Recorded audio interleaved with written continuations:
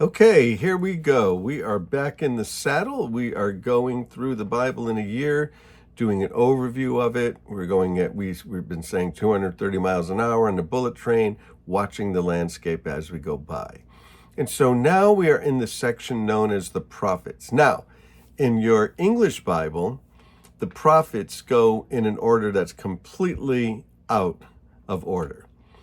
It starts with Isaiah, and then it goes Jeremiah, Lamentations, Ezekiel, Daniel, Hosea, Joel, Amos, Obadiah, Jonah. Wow, all of those prophets, because Jonah is the earliest prophet. So they're completely out of chronological order. So when you're reading through your Bible and you're trying to figure out all of these prophets, this is why people stop when they get to what's called the minor prophets. So a little bit of an overview, a little bit of catch up. Why do they call them the minor prophets? The prophets are broken into, in the English Bible, they're broken into two groups traditionally, called the major prophets and the minor prophets. Now, the major prophets are major just simply because they're longer and they come up first. We just read the names of those, right? Isaiah, Jeremiah, Ezekiel, Lamentations, even Daniel's 12 chapters. And they call the minor prophets because they're shorter. That's the only reason. But they're completely out of chronological order. And what we said we're going to try to do is put them in order chronologically and tell you what's going on. And it's going to get complicated. So I think we can make it simple, and I think we will make it simple. But when we get to these prophets, the ones that we just talked about, the ones that we just named, and there were more coming after Jonah as well, they've traditionally been divided into the major prophets and the minor prophets. Fair enough. But they've also been divided another way. Some have divided into the prophets of Israel, the northern kingdom.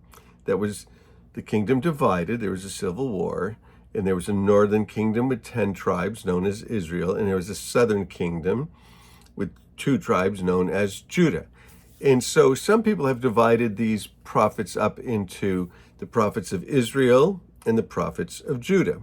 Prophets of the northern kingdom, prophets of the southern kingdom. Well, is there any crossover? Well, a little bit here and there. We'll see about that. Others have categorized as the prophets of Israel, the prophets of Judah, and the prophets of the captivity, because one of the things that happened to both the northern kingdom and the southern kingdom is that they were conquered by invading armies. Now, the northern kingdom fell first, and then the southern kingdom fell later. In the southern kingdom, that's really where the captivity happens for the most part, where they bring them in exile to Babylon, and there they stay in Babylon, exiled.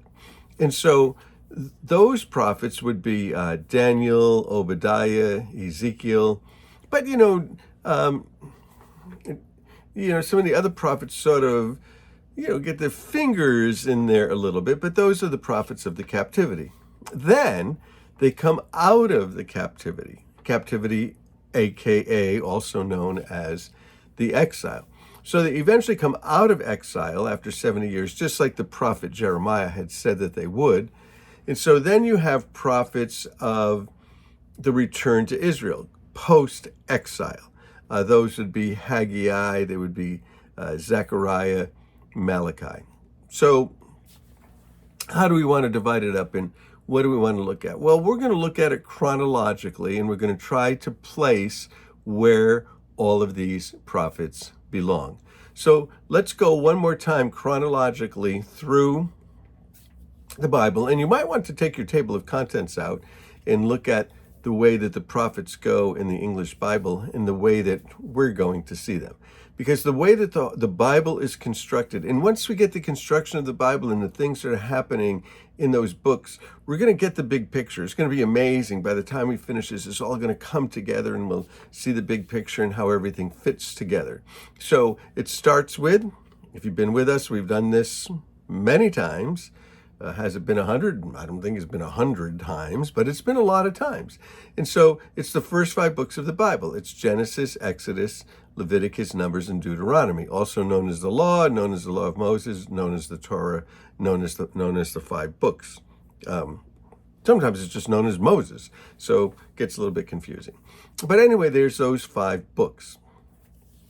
And those 5 books leave us off at the place where they are in Egypt. They're in Egypt. And they're even a little bit out of chronological order because of the way that it ends. But anyway, it is what it is. Genesis, Exodus, Leviticus, Numbers, and Deuteronomy. So then we get into the history books. And the history books roll off of Deuteronomy because Deuteronomy is the second time that the children of Israel are given the law of Moses. So they come out of Egypt, Exodus, the second book. They come out of Egypt, and then they're given those various books. But Numbers gives also them traveling now to the Promised Land. So they come out of Egypt, they're going to the Promised Land. It's an 11-day journey, and it takes them 40 years. But they get there. And when they get there, that begins a whole new section of the Bible that we call the books of history, the history books. And the first history book is them going into the land of Canaan. So they come out of Egypt, they're going into the land of Canaan 40 years later. And the first book that we get to is the book of Joshua. And Joshua, which also is how you would say Jesus, Joshua, he brings them into the land, and they divide it up into 12 because there's 12 tribes. So, just think states like the United States, the United States, and we had 13 original colonies. So kind of think like that. That's what's going on. Much smaller place. Israel is probably the size of Connecticut or the size of New Jersey, and the 12 tribes are living in there. But you get the history books, and we're into Joshua. Following Joshua, we get into the book of Judges. Now, at this point, they're just being ruled by God and being ruled by the Torah, the law. So they just submit to the law, and God is the king, and God is the lawgiver, and God is the judge. Well, in the book of Judges, they are there for about 400 years, the book of Judges takes. And it's this cycle, this repetitive cycle of them serving God and then them not serving God and then them going into bondage. And God raising up what was called a judge, which was more of a military leader that would deliver them from the invading tribes that were coming. And so over and over again, this happens to them. And also in the midst of that is the book of Ruth. The book of Ruth is just sort of in there. It's an amazing, fascinating book that happens during the time of the Judges. Then we're doing history. We get into a whole new aspect of history. And the aspect of history that we get into is really going to be the time of the prophets and the kings, the prophets and the kings.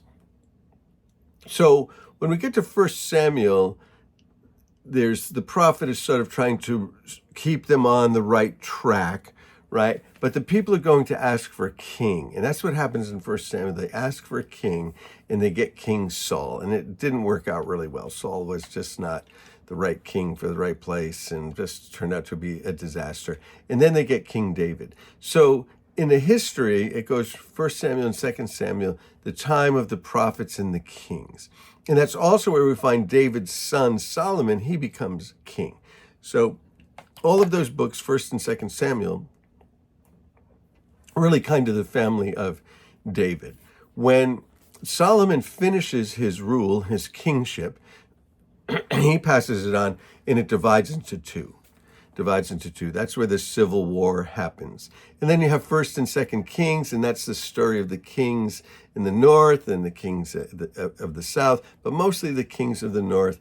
1 and 2 Chronicles, mostly the story of the kings of the south. And then we get into more history books, the history of them being exiled and then coming back. We get into the history books of Ezra, Nehemiah, and Esther. And then we are going to get into the age now of the prophets. And the way that it reads in your English Bible, the way that the prophets are arranged, way different than the way we're going to do it.